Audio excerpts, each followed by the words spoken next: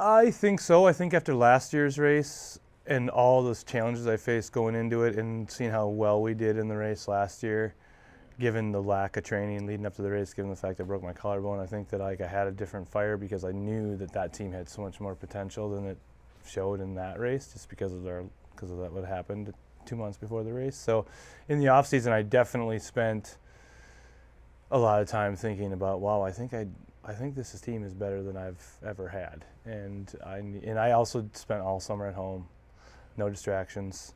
I was there by myself pretty much the whole time, and I think I just spent a lot. I hiked all summer long, did massive hikes with the dogs, and spent a lot of time with the dogs. So yeah, I think that probably was one of the reasons that I felt really strong coming into this season, and the momentum was there. You had lost weight. Was that just because of more activity, or was that a purpose? I mean, there was both. Yeah. I mean, I'm never gonna be the guy that's like, I gotta take 10 pounds off or anything like that. But I just realized, like, and I never was overweight or anything, but I worked super hard this summer, and and just kind of lost weight. I cut all the firewood. I cut like 10 cords of firewood in the spring or in the fall, and like just didn't stop and worked really hard. And I think in the end, there was under motivation was the harder I work, the fitter I'm gonna get. And that's only going to help me but I didn't also didn't have a choice. So it was, because I didn't have much help. And so I had to do that. But in the back of my mind, like the harder I worked, I knew the fitter I would be and the more prepared I'd be for the season. How many dogs from 21 do you bring to the start line in 22? 10. 10 of the 14. 10 of the 14 were in the race in 21, and then 4 between I had 2 2-year-olds and 2 4-year-olds that just turned 4 that hadn't done any racing except for this season, and they were just super strong. And they just replaced the older guys that I had in my team last year, like the Jeeps and another dog named Sluice were 9, and they just weren't gonna cut it in the speeds we wanted to do this year. So I knew I could upgrade from them as long as I had some young ones coming up. And so it's an upgrade, but I mean, does it cause? We got 4 dogs that haven't done it, right? They haven't been to Nome, they haven't been on the Iditarod Trail, right? Totally. So is there some anxiety in that, or is you confident that they're? There's a little bit of anxiety in that, but with the 10 that had been there and done it and knew that what they were doing, I figured these other 4 could just ride, as long as they could just ride along and be as talented as they were all season long. I felt pretty confident. But yeah, there's definitely some like, oh, it'd be nice if I had all 14 that had been to Nome before. But with 10 of them already been here, it kind of, I had to let that go and just have confidence in those 4 extras that they were going to do well. What's your bib number? 27. Right? Yep. So the plan to get up front quick, like, is that? It's never really my plan, but it happened, Like, I mean, I ran the same schedule I ran in the previous 2 times we went on our normal route, or actually last year too, same schedule. The dogs were just faster. We just moved faster between. I had all the same rest all the way to Cripple. Everything was exactly the same. But I did execute a little better. I got past places farther than I would have in the past. Like I got farther past, got 20 miles on Nikolai instead of 10, so that run to Ophir was only 70 instead of 80, which is a huge difference. And I think that helped. I was able to execute the plan that I have been trying to execute for years. And Brent, it's pretty obvious from an onlooker's perspective that it's Brent and Dallas that are going to do battle, because I mean, you guys were the first 2 teams out of Roan, I think. Yeah. If I remember right. Yeah. So it's pretty obvious at the beginning of this thing, right? Yeah. And I know you guys are. It's all about your team, but like Yeah. like He's the competition. Yeah. And so, are you ready for that? Are you challenged by that? Do you give it? Yeah, I mean, I think in the end, I didn't really think about Dallas much. I mean, I got to Cripple, and I was like, I have a 3.5-hour lead on him. Like, how did this happen? And I don't feel like I've done anything out of the box for me. I haven't pushed at all. I felt like we had a really slow run. It was just the conditions and whatever that coming into Cripple, and so I in no means thought that 3.5-hour lead came from anywhere. I was just like, wow. I was pretty surprised, actually. And it was an interesting flop, because the year prior, you're sitting outside of Nikolai on the way to the McGrath camp, right? And you watched Dallas go by, He goes to McGrath, and he's got the 3-hour lead now. Declares his 24-hour, and that, in essence, won the race. Totally, and that's then back in my head all the time. If I'm thinking about Dallas at all, it's about me sitting out there outside of Nikolai when he went by, knowing like he now had unless I got up right now and chased him, he had a 3.5-hour lead on us for the whole rest of the race. Yeah. And I thought about that all year, all year, and I just said, there's no way that I'm going to let that happen again, you know, and so. I was thinking about that, and I was keeping an eye on like a little bit of what Dallas was doing just because of that, because I didn't need him to make any of those moves. And I figured the speed and the pace that I was going, it was going to be hard for him to do that at that point in the race anyways. And I knew that when I got 20 miles past Nikolai that I was going to be able to make that move all the way to Ophir with no problem. And so if he 24'd McGrath, it wasn't going to be a big deal because he wasn't that far ahead of me at that point. Takatna not being on the race trail, it didn't, like it affects me in no way. Like zero, right? No way at all. Like I 24'd in Takatna once, I will never 24 in Takatna again. It had zero effect on my race. Yeah. So you get to your 24-hour and you're sitting there, and are you already looking at the clock? Are you counting the minutes before he comes, and are you already starting to do the math? I mean, a little bit, but not much. Like, I mean, I'm going, okay, there's an hour, and there's 2 hours. And it's like, yeah, okay, this is good, you know. But then, you know, in the 24, you have to sit back and go, okay, but you look who you're with here, you know. Dallas CV, Mitch was there at that point, and then Ryan, and I'm just like, and we're still unsure of whether we made the right move going to Cripple. You know, like in the end, like I know that's where I'm going to go either way because that's just where my comfort zone is, and it's where I want a 24. Cripple is like the ideal place for me. It's just a really sweet setup. And so, but every race you make that gamble. And this year I was pretty confident that those guys had all made a mistake stopping back in McGrath because I knew the weather was there. They said it was going to snow. And any amount of snow is going to slow you down. Like, it doesn't matter if it's 2 inches. It's going to probably slow you down off your 24. And so I was pretty confident, but we still didn't know. But then when people weren't showing up, you know, and we were getting reports then that they were slogging it through all this new snow, it was like, okay, we definitely made the right decision. The run to the river, is it the plan now to just keep that 3.5-hour lead? Like, just don't let them. Yeah, I mean, the plan now is not let them see me. That's the plan now. Like, I realized when I left Cripple that I had the opportunity for Dallas to never see me again in the entire race. And I knew that would cripple him. And I knew that would frustrate him. And it would frustrate me. It frustrated us all, and Thomas did it to us after Uniclete, or, you know, going into Uniclete in the year before. It was just like, it was clear that we weren't going to see him again. And he had a bigger buffer than I did, you know, so he could rest really long. But I didn't have that buffer. I could rest 3 hours, and that was it, you know, and I squeezed a little bit more out of him a couple of times. But yeah, that was my goal. I felt like I could stay ahead enough. And Dallas, I mean, we had really consistent, but then he'd have some faster runs, and then I'd have a faster run, and then he'd have some faster runs. So it was very, you never knew. It wasn't like, oh, he has the speed, I got to cut my rest, or I have the speed and he has to cut his rest. There was no, he was going to have to make a move. And that was the thing that I knew. And so, yeah. And in your mind, you're trying to force him to do that, right? Yeah, I mean, that's by not letting him see me, he's eventually going to have to just, if he feels like he's got the dog team to do it, he's going to have to pull the trigger and do something. You get to Ruby and you don't eat the meal. Yeah, that was a bummer. But, you know, I mean, I felt like the last time I took and went all the way to Ruby after my 24, I felt like it took a little bit of steam out of the dog team, a couple runs down, and I felt like I kind of erased my benefits of my 24 by doing that run straight through. I mean, I only stopped, you know, it was maybe 15 miles before, but that's a big difference between a 55 and a 70-mile run or whatever is a big difference. I want to talk about Nulato. You went through Nulato. Yep. Right? And I was sitting in Ruby watching the tracker. I'm like, what's he doing? Because you'd done that before. Oh, yeah. Right? Oh, yeah. So, like, I was making the same mistake again.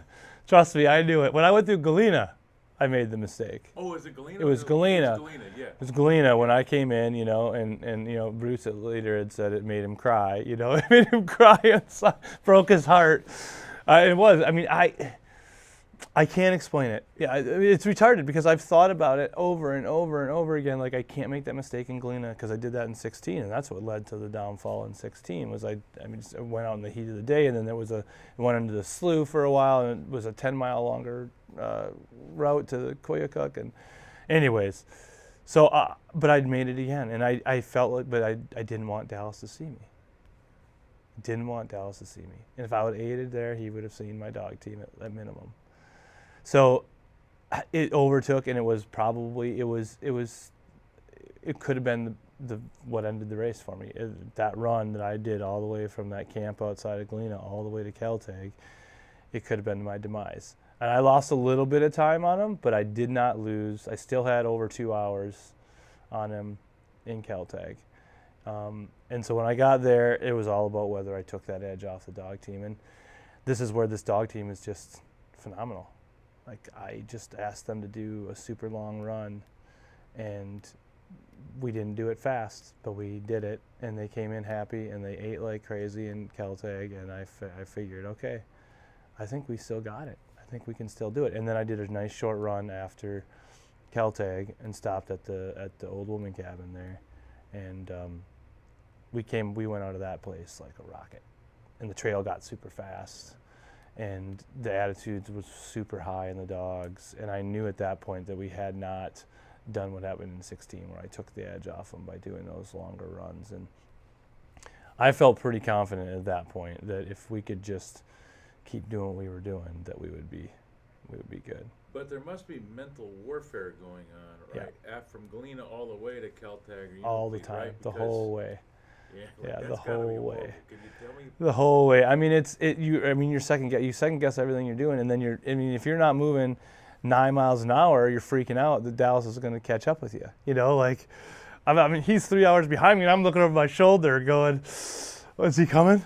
You know, and but again, it's like I had a bigger level of confidence this year all around, just because of the preseason races that we did, and just the dog team in general. And I really fell back on that the whole race. Like, no, we should be here. This is exactly where we deserve to be. This is what we've earned, and this is what we're doing, you know. And I think that helped me sort of center myself and get myself back in control mentally. Because yeah, there was a few tough times in there where you could have easily just made a really bad mistake just because you're trying to, like, that one could have been it.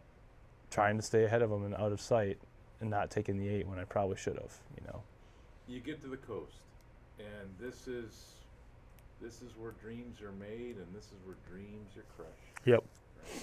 Yep. It's the separator. This makes every race different. Yep. It makes the Iditarod different than any other race. You leave Unalakleet, and your level of confidence is where?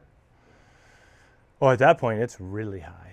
Because we came flying into there, and the dogs did well, and it was like this maze of ice coming in, you know, and the dogs were just spot on in all the commands, and I felt like they had a lot of confidence coming into there. But then when we left there, it just kept getting better, because, you know, we got off the ice, finally got off, and we started heading up into the Blueberry Hills there, and they were just super strong. Like, and again, we've been doing these slogs and this like sand snow, you know, and now we're on glare ice, and I'm seeing just how much speed and power the team still has without all that resistance, you know. And I mean, I had fully packed my sled with a full meal and all that we needed, and they were flying up the hills. And usually I'm like, I'll go a few miles and stop, because there's no point in climbing hills with a full sled, and it didn't even matter. Like, they just flew. And again, we went farther than we went before, which gave me more. We went 14 miles out, so it kept that basically 2-hour lead that I had at that point. And that was the goal the whole way up the coast, was to keep that lead on paper, and just physically, when he would stop, I needed to stop 14 more miles ahead of him or more, you know, like that was sort of my goal. And I knew he was going to stop in Unalakleet, was pretty sure, because he had come all the way from before the tripod cabin, so like, he had to stop in Unalakleet. And so I got up there and camped, and was a beautiful camp in the hills there. And then when we took off from that, it was like the most unbelievable dog team I'd ever seen. I literally stood on the runners, and the Blueberry Hills go forever, and it's like one hill after another after another. They're not super steep, but they just kind of keep coming, and no one ever talks about it that much, so you don't ever make that big of a deal. But it's hills, and I just stood there, and they just pulled me at 9 miles an hour up and down those hills, and it was just like, I felt really a lot of confidence at that point, and I knew that we were going to have as faster run than Dallas on that run, and it was key, and that gave me the confidence to come through Shack and go out on the ice and see how far we could get. You know, it wasn't that long ago where traditionally you always arrested in Shaktoolik. Yep. Before going out on that ice. Yeah. But that's just not in the recipe at all for you, is it? No. I don't think that way at all. No, because all you're doing is icing yourself when you stop there. Look what happened to everybody else. I mean, if you stop there, you give yourself the opportunity to hang out there. You know what I mean? Like, if you just come in and you blow through, and you spend your 10 minutes repacking your bags and you just go. So all hell breaks loose, you got to come back maybe, but at least you tried, you know. And it was blowing like hell in Shaktoolik when I went through there. I mean, it was blowing. And then the guy there, the checker there, was like, "Yeah, we're supposed to get higher winds in the afternoon." And it's like, but it's light out one, so that adds, for me, I think that just a mental thing. It's good to have some light when you're heading out onto there. The dark can be a little more intimidating. So that was another reason. It was like, if I do it now, I got this whole thing in the daylight, and felt like it was a little more manageable if it was really terrible out there. And then you get out there, and I mean, it was bad, but it wasn't. It was just a bunch of wind. It's, in the end, the dogs are so dialed on the wind. Like I saw that over and over again in this race. Like, they didn't care. They don't care if it's windy. They don't care if there's drifts in the trail. That run that we did on the run over to Ruby, like, there was some drifted trail in there, and it was like, and they just don't even care. Like, they just run right through it. It's the most impressive, and I'm not a dog guy. It's the most impressive thing that I get to watch is when you have leaders that will square into that wind and their heads Yep. down and just Yep. like, It's impressive, and it's beyond that to me. yeah, It's- it's fun to watch. It's fun to watch, and I knew, and that's it, having that in the back pocket. It's so nice because I know that the dogs are like that. I don't really have a question when I head into the wind whether they're going to do it or not. They're going to do it. They love to do it.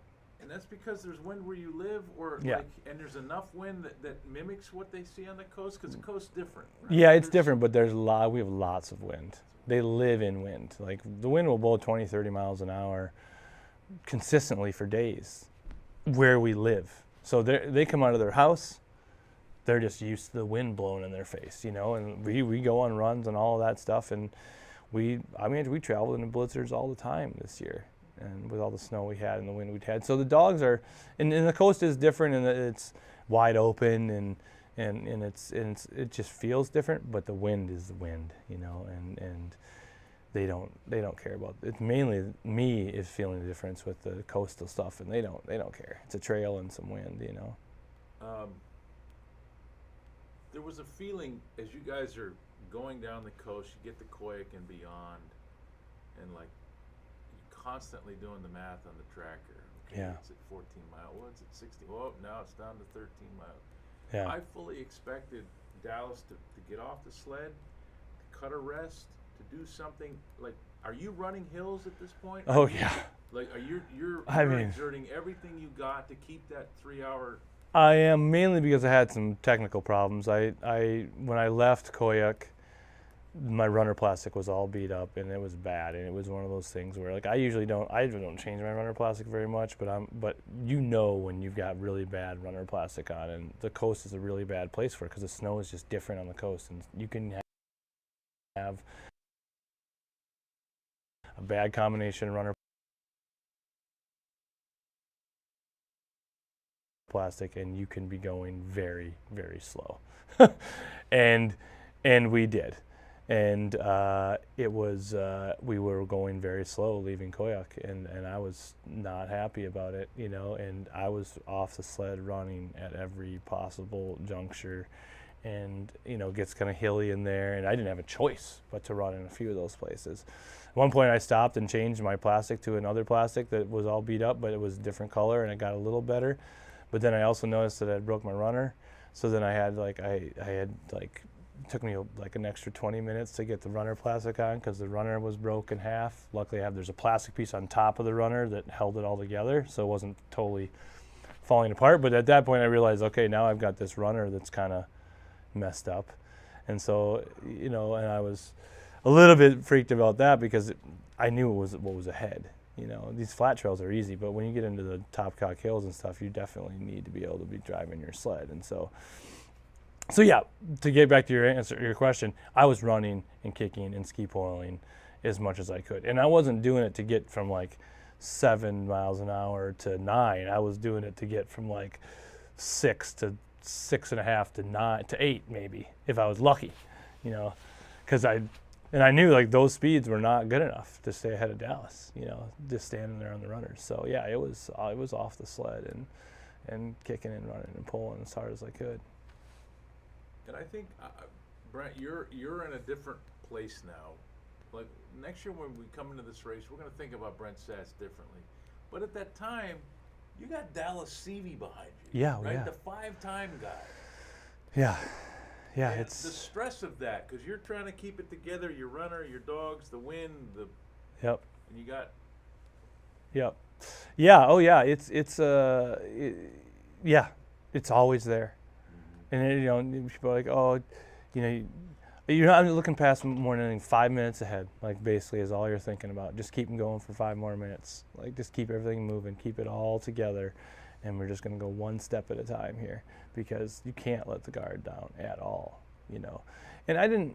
Yeah, I mean, my dogs weren't perfectly healthy that whole race either, and so it was like I had to struggle with all of that as well. Like just like everybody else in that race, I had plenty of diarrhea and plenty of that stuff that I was trying to manage the whole time too. And so you get a dog that's doing that, and then you debate about whether it stays in there or should I drop it. And so you've got that whole combination of things that you're worried about as well, because you don't want to go down in numbers in dogs because you're going to have less power. But if you got a dog that's going to get to the point where you're going to be carrying it at some point, then that's not going to be good either. So, yeah. The wind was blowing, and then it really blew. Mm-hmm. Right. So take us, and that's out of Elam. Coming into Elam. So so that was probably, I would say, someone asked me the other day what the hardest part of the race was, and I think mentally and physically, the hardest part of the race was that run.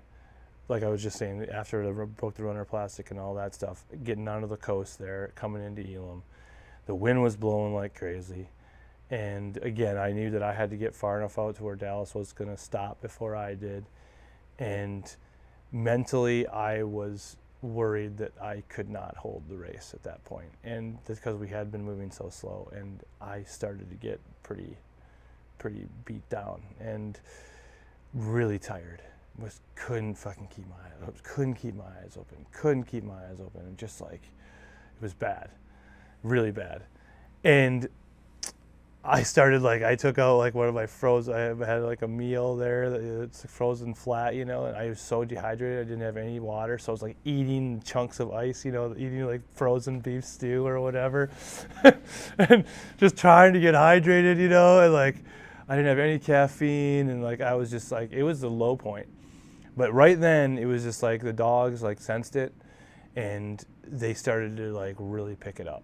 And so I all of a sudden went from having to feel like I needed to be kicking and pulling and staying on to basically I was holding on for dear life so I didn't crash this sled, given the runner broken, and it was kind of weird terrain in there. And so that section was pretty tough. But we got halfway through that, and the wind, again, it was blowing like hell, but the dogs are just unaffected by it. And at that point we're cruising, and I'm going, we're gonna get off this coast. That was the goal at that point, is to get off and get close to Elam. But I was so tired, and we got to the road, and we went a little ways up the road, and I was like, oh, this is it. That's all I can handle, pulled over. I had no idea I was 5 miles away from Elam. I felt so bad about that. I felt like I thought I was more like 10 or 12, and was like, oh, there's no way I can go 10 or 12 more miles, But yeah, so I shut it down like 5 miles out of Elam there or less. But then I realized like we're still in the lead, and I don't think that Dallas is going to catch us at this point. You know, when I got to that camp, it was a really weird camp because I was kind of like in and out of like consciousness at that point. I think like I was barely functioning. It was really a weird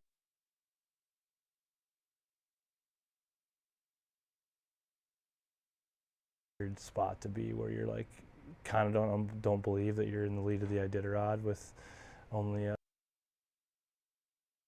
a couple hundred miles left or 150 miles left or whatever at that point. And it was a really interesting stop, but I couldn't sleep because there's no way I could fall asleep, and I would be so freaked out about oversleeping, because if I would have fallen asleep in the state I was in, it would have been bad, you know. So I kept myself awake and counted down the minutes till I got my 3 hours of rest in, and took off. And the dogs again were just awesome, and we were on the road, so the conditions were fast, and flew into Elam and in and out of Elam. And at that point, it, you know, I don't want to say I relaxed a little, but I definitely felt like we got this now.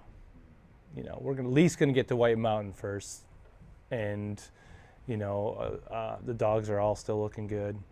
We got no big issues there anymore. We've kind of, you know, like what happens in these races, you get past a certain point, and then you've worked all that stuff out, and you've just got this bomb-proof dog team that you feel like could go to the end of the earth, and that's what it felt like at that point.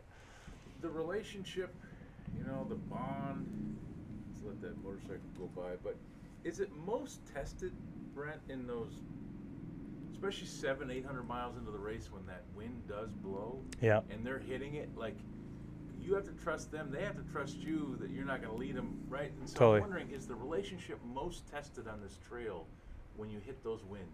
Yeah, I think so. And late in the race. Yeah, late in the race, I feel like late in the race during any sort of adverse conditions, that's when that extra trust, that extra loyalty to each other really, really sets in and really helps. And that's what happened. Like, they saw that I was fatigued as hell. Like, they saw that I was falling apart. I was falling apart. I will be perfectly honest with it. My body, like, I was cramping up big time. That's how I was eating the stew, because I was like, any amount of fluids I can get in me, I can't be cramping up right now. I got to stand on these runners. You know, it can't be happening right now. And but then they picked it up, and like, they saw that, and they ramped it up. And they generally do that. Like, that's kind of how my dog team is. Later in the run, they're always the ones that are like getting stronger. They get stronger as the runs go on, in general, and they just did it even at the higher level on that run. And I was able to just stand there and kind of relax a little bit about the speed and about us moving forward, because they were just doing it all at that point.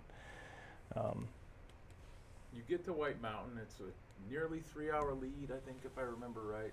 You had some trouble on the run in, right? The run into White Mountain? No, the run out of White Mountain. Oh, yeah. Yeah, so take us, right? That's some Because trouble. And again, I'm like waking up every hour checking. I'm like, oh. Yeah, no, it was, yeah, so we left White Mountain with a headwind, you know, and the farther we got up in the top cock, it just got worse and worse and worse and worse and worse. And in my head, I'm just going, this is what has to happen. Like, last run, I got an Iditarod championship right there, and the worst storm that's freaking, or one of the worst that's ever happened is happening right now, or some of the highest winds ever. But we were flying. The dogs were running right into it. Like, I had zero, I mean, the confidence level was still really high. But the problem is you're riding a very thin line of one thing that can happen. And so, yeah, we were cruising, and it was awesome. I mean, we were getting through the hills, and I mean, it was like zero visibility to the point where those trail breakers know exactly the distance to put those trail markers, because it was literally like, there's a trail marker, and you're looking and you're looking and you're looking, you're not sure you're going the right way, and there's another trail marker. I mean, if it wasn't for the trail markers, there's no way. Like, you could have went where we were going. And yeah, and so we're going, and the wind is blowing, and again, this is where that runner broke on the left side. I'm side hilling, and you want to be able to put a ton of pressure on this other runner to be able to keep you steering up the hill, but I could not put any, like, I was so worried that if I'd put too much on that whole thing was going to bust, and then I would be totally screwed, you know? So I'm trying to drive the sled with my right runner only on these side hills. The dogs are just charging into the wind, and it's blowing, and the side of the sled is like a sail at that point. And I mean, at one gust, I lost my footing and started sliding sideways, and the wind just picked up the sled, and we just barrel rolled down probably 20, 30 yards down into the abyss. You're hanging on to it. I'm hanging on to it, and the dogs are basically getting drug down with me. Like as soon as I started to go, then they're trying to stay on the trail, but then they're just getting basically drugged backwards and then sideways, and then they kind of just end up down where we ended up stopping. And now I don't know like which way is up or down or left or right or where the trail is at all. Like I have zero reference of it at all, and it's blowing like crazy. I mean, zero visibility, and within 2 seconds the dogs are like in survival mode, curled up, getting drifted over, and I'm like, what do I do? Like I immediately like get up, I turn the headlamp on my light on my handlebar on, because if I walk away from the sled 10 feet, I can't see it anymore, and so I turn the headlight on, it makes it so you can see it a little bit longer, and I start walking away, and then I realize like if I don't make some sort of track, like I'm never going to make it back to this sled. So I'm like, pounding my feet into the hard pack, because if you just walk, it just goes away. So I'm like pounding into the hard pack there, so I have some like big footprints that I can follow back to the sled. I did that in like every direction, a little ways in every direction, and like shined as much as I could, like gusts coming and shining and trying to find that one trail marker. Finally, once I got my bearing a little better to where I was, I realized I needed to be going uphill. And so I walked up, went the farther away, sled went out of sight, which was totally nerve-wracking. I was pretty confident the dogs were bunkered down, but you never know. And I spotted the trail marker, and I was like, okay, there's the trail. It was probably 20 or 30 yards where we had went off of it. But now I got to get back down to the sled, and I got to convince these 11 dogs that we're going to get up, we're going to turn around, and you're going to run, you're going to follow me back up to this trail, and then we're going to get back on the trail, and you're going to continue doing what you're going to do. And I mean, when you see those videos, you're going to see they're bunkered down. They're like in total survival mode. So I start doing that. I mean, I drug the sled around and got it pointed the direction it needed to be, and I kind of like was basically dragging the dogs around. Like they got up and would walk a little ways and just fall back down into their curl up mode, and I was talking to them the whole time, and like this is the point where I'm most proud of myself probably for the whole race, because it was so easy to just get frustrated and pissed and like start yelling at them and try and like motivate by dictatorship, but I knew that wasn't the answer, and I knew that if I did that, then our race was completely over with, and this was not a survival, this was beat Dallas CV mode. This was not my life's in danger and whatever. This is none of that. This is straight up, if Dallas CV goes by, I'm going to lose the Iditarod because I was stuck in a storm, and that's not going to happen to me. Like that's pretty much what happened to me at that point, And so, yeah, I got up, and at that time, the insider guys had come back, and they're watching me now do this, like try and get, I'm like, I'm good, man, no worries here, just let me be, and I'm going to get these dogs motivated to get back to the trail, and we're going to get out of here. And I did. I got them all up, and it's like bring them up, set it down, set one down. No necklines or anything, so it's totally on their own will. Set them down, stay there, go back to the next one. This one comes back, and you go that one. I did it for 10 minutes probably, just like up and up, and finally like I convinced a couple of them to do it, and then they start getting motivated to go forward. And I pleaded with a few more, and all of a sudden it was like, okay, guys, and the whole team was ready. And I went up front, and I grabbed a hold of the leaders, and we just walked. They pulled, we walked the sled back to the trail, and as soon as we got back to that trail, they were just like gone.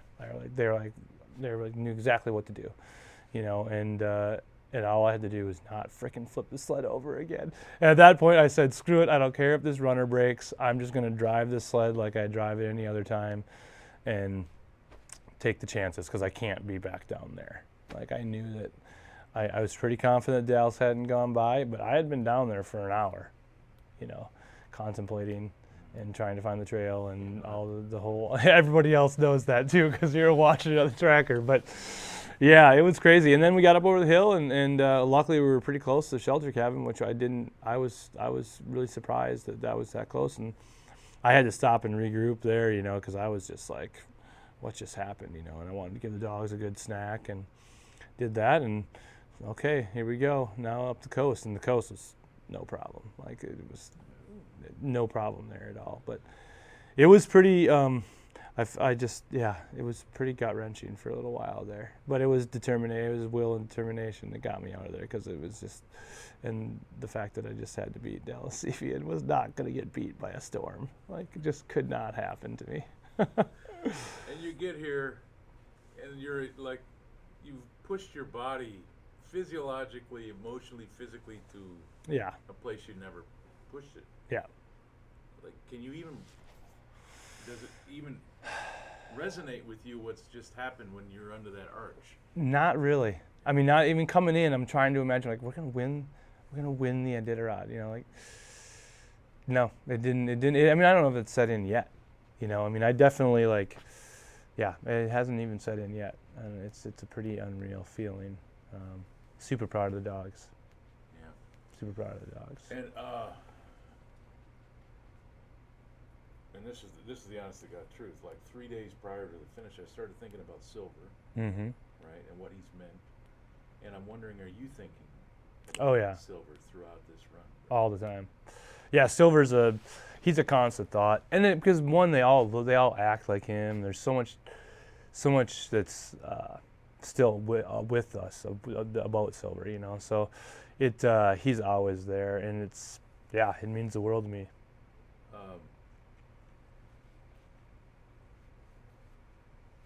He's kind of the base, right? I mean, that's the logo, Yep. right? And Yep. base of the kennel. Yep. And it's where it all started. And so it's like Brent Sass's journey, right? It's a pinnacle. It is. And it's pretty unreal. And I just and I know how important these dogs are to you guys, Mm-hmm. and the relationships and all of that. And I just kept thinking about that over and over, Brent. Yeah. Silver. I mean, for me, it's a great moment, because, like I said, I've taken a lot of pride in raising my own dogs and kind of creating my own genetics, and not really.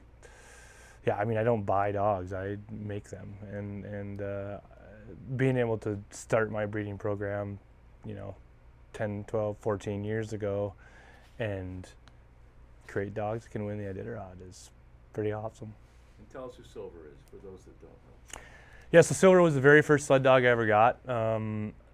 The story goes, I was out ski joring, and a musher came by, and he was like, and I just like looked at that team as I went by and was like, I want to do that. I don't want to ski joring, no thanks. And so I followed this guy back to his kennel the next day. I kind of knew him. He's a real eccentric Goldstream Valley type guy, and told him I wanted to be a dog musher, and and he said, come back in a couple weeks. And I came back in a couple weeks, and he handed me this dog, Silver, that I named Silver. Him and his puppy. He said, now you're a dog musher. And he gave me this dog, and I named him Silver after Silver Gulch Brewery in Fairbanks, and because I was spending a lot of time at the brewery at that point in my life. And me and him became best friends. He was the greatest thing that ever entered my life at that point. And I knew then that when I started to want to breed dogs, that I just wanted Silver.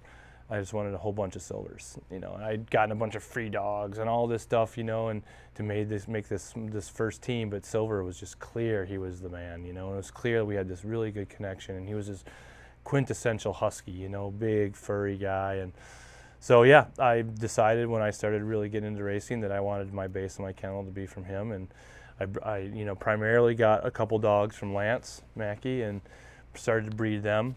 This one dog, Chicken, who I bred to Silver like 4 times, and straight on Lance Mackey's. I bought 2 dogs from Lance Mackey, and he said, hey, take this female here and breed her to that big male you got. And when Lance Mackey tells you to do something like that, you listen, And so that's how it all got started. That was my team in 15 that I won the Yukon Quest with. My first victory was with all those dogs that were out of Chicken and Silver. It was like the whole breeding. And now what I have now are kids of all of those guys in the team. And so he runs through every single dog in the kennel, with the exception of my now Jeep genetics, they're something a little different, which I had a couple of them in this race as well. But yeah, Silver got it all started for me. He just set the bar really high, and his genetics, and I think more than anything, it was his mind, his brain power that that he did not have the right body type for a Iditarod dog or anything like that. But his brain and his mind power he was the toughest headed dog I'd ever seen. And that's where I think that's where my dogs get their tough head from. And you connect, like, I guess it's just like a coach with players, right? You connect with some different than others. Yeah, totally. You seem to have connected with Silver more, or Totally. differently. Yeah, we there was just some sort of connection there that just really was very weird. And it was one of my first dogs, so I didn't even know that it was. I knew that it was a special connection, but now, 22 years later, I realize like it is a very special connection because you don't have that kind of connection with every dog. But I've been so lucky to have, everyone asks like how do the dogs get along so well, and how do we all get along so well? It's because we live, eat, sleep, and breathe together, and we're all connected. They're all connected genetically. So from generation to generation, I have so many similarities, and so for me to be able to train a dog that's connected back to Silver or some of those original genetics from Mackie, I already know so much about the dog.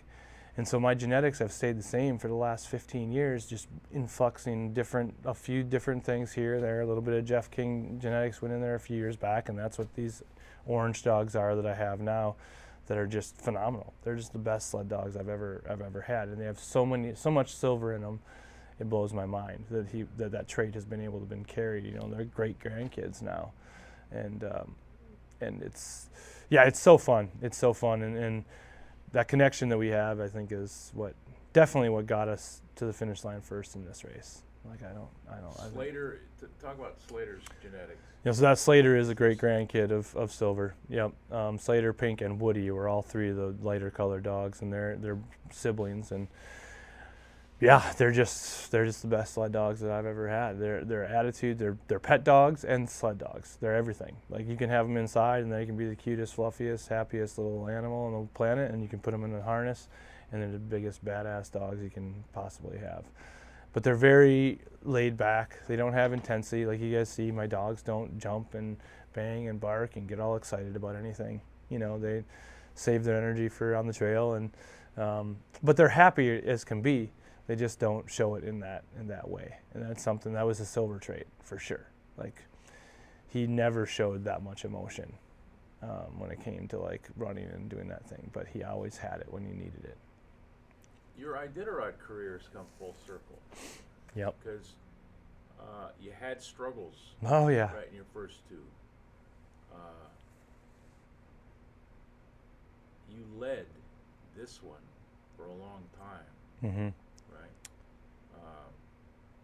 And I admit I was worried watching him get on the trail. Like, Yeah. Is he?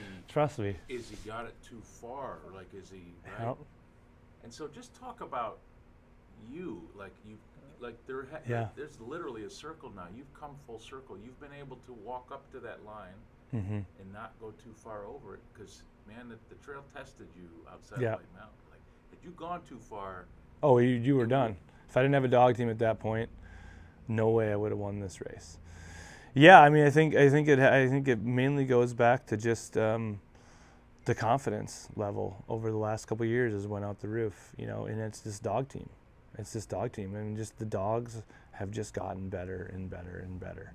And I mean, my training is pretty much the same.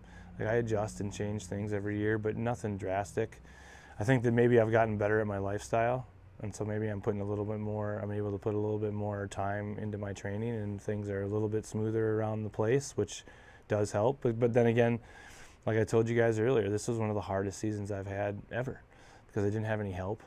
And for the most part, I had a few people come and save my butt, a few past handlers that came up for a month or a month and a half and totally saved me when I really, really needed it. But I struggled this year. Like, I was between breaking trail and running dogs and putting the miles on the dogs. Like, that's another reason that I lost all that weight is I just never stopped.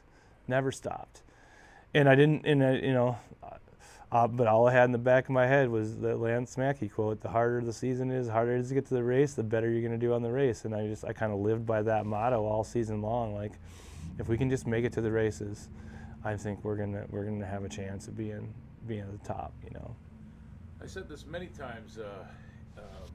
leading up to this and also on the race, like if it's not a Reddington that wins the 50th race, like Brent Sass is the perfect character, right? You're kind of the throwback guy. Yeah. You're kind of the woodsman. You're kind of the Yep. guy that's, you know. Yeah. Talk about that. I mean, you're a racer. There's Yep. no doubt. Yep. But you are a throwback character. Yeah, I mean, first and foremost, I love this lifestyle. You know, like being out in Eureka is, I couldn't imagine living anywhere else or doing it any other way. Like I actually feel, I won't feel bad, but I feel bad for these people that have other jobs and they have other things they have to do. Like my job is my life, is staying alive, you know, and that is just like it was for all these guys 50 years ago. You know, that's what it was. Life was survival. And I still feel like, you know, that has led to our success because I'm putting everything I got into it, and it allows me to be with my dogs all the time. I mean, I moved to Fairbanks for the first time in February. I had to come in because I was racing so much, and so I moved the whole operation, shut the homestead down for the first time in 10 years, and lived in Fairbanks, in and out of racing, basically. And it just came to me like there's no way I could ever live in town again. Like the small things, you know, like getting up and you can go drive somewhere every day, or you can go to the store. That type of thing is just not my deal. Like I would much rather be making it up and and getting by on whatever you got there in front of you. So that lifestyle and being able to be in Eureka and, you know, where Rick Swenson and Susan Butcher, like their old training grounds. I mean, I have a lot of pride in that. I take a lot of pride in that. I mean, we brought the trophy back to Eureka. There's between them and me, there's 10 Iditarod championships and four Yukon Quest championships made out of Eureka. So that lifestyle is what makes this possible for me. The storyteller in me, like I always wonder, like what the hell's going through a musher? Like you're going 7-8 miles an hour for 1,000 miles. There's all this stuff in your brain, right? Like, are you thinking about Silver? Are you thinking about Joey Reddington? I know he was close to you. He's no longer here. Yeah. He's a Reddington. Like, are you thinking about these things Yeah. as you are encroaching on accomplishing this dream? Totally. Right? Oh yeah, I'm thinking about all those people. I mean, especially like Susan and Joey and Hobo Jim were people that are like totally influential people in my life that like, God, I'm just thinking they would love to see this. You know, like that was definitely, Joey is the coolest guy I ever met. Like he's a big mentor of mine, and he'd have been beside himself, you know, and he would have been just so proud. And he is, wherever he's at.